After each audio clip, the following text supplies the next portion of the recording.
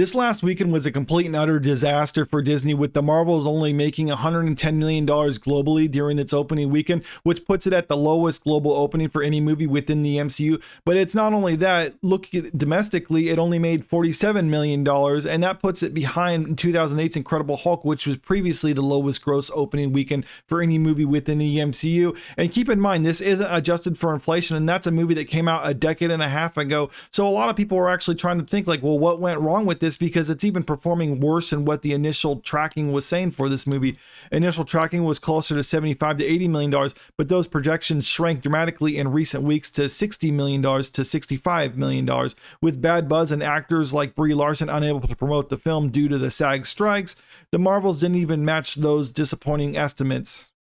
You see how they're trying to spin this to say it was the strikes that caused this movie to fail, and it wasn't the fact that people just didn't want to watch a female-led movie? Because later this month, we're going to get a case study, because The Hunger Games is about to come out in theaters, and that movie was actually granted an interim agreement with SAG-AFTRA to allow the actors to promote the movie before its release. So we can actually see if that movie is going to be performing sort of near the low end or the high end of the projections, or maybe even exceed them. Because if it actually exceeds the early projections, then maybe there is an argument to be made that the actors promoting the movie really does help. But I mean, if it still performs sort of near the low end of the estimates, then it looks like that actors promoting the movie really doesn't play a contributing factor to it. And me suggesting the lack of promotion from the actors not having a contributing factor to the success of the movie is shared by others as well. If you scroll further down into this article, this is an unprecedented Marvel box office collapse, says David A. Gross, who runs the movie consulting firm Franchise Entertainment Research. These strikes hurt the film's marketing, but that's not what's driving these numbers. And it goes on to talk about how Captain Marvel was successful at the box office because it was sandwiched between Infinity War and Endgame. And yes, in the past, people like myself have been pointing this out, but others were insisting that, no, Captain Marvel was successful because people liked the movie. It's like, no, it really was just for the simple fact that at the end of Infinity War, they set up Captain Marvel, and it was implied that this is appointment viewing in order to understand Endgame. So people were watching it not because they liked Captain Marvel, but because they actually were excited for Infinity War and Endgame.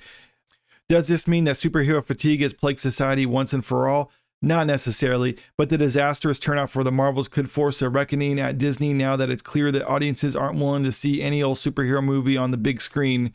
This last week, it was also reported that they're delaying many of their other movies to try to figure out what to do with them. They're talking about the strikes pushing it back, but I mean, I think those are somewhat of a factor, but I think a lot of it is they're just trying to regroup and like maybe even do a lot of rewrites like they're doing with the Daredevil Born Again.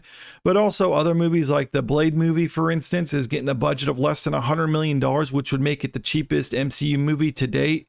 To me, this suggests less that they're actually trying to learn from their mistakes and more they're just trying to mitigate their losses, because if they can only count on maybe bringing in a few $100 million during a global run of a movie, then they're trying to think like, okay, we can either make better movies that brings in more money, or we can just make cheaper movies because even if they're crap, we'll still make money off of it. And it seems like the latter is what they're actually doing with this, which I don't think is the right lesson to take away. I think what they should be worrying about doing is just making better quality movies, but I think that might be too much to ask at this point. To me, it's just kind of sad where we started with the MCU and how it peaked with Infinity War and Endgame. That really felt like the natural conclusion for a cinematic journey that had never been seen up to that point and really hasn't been seen since.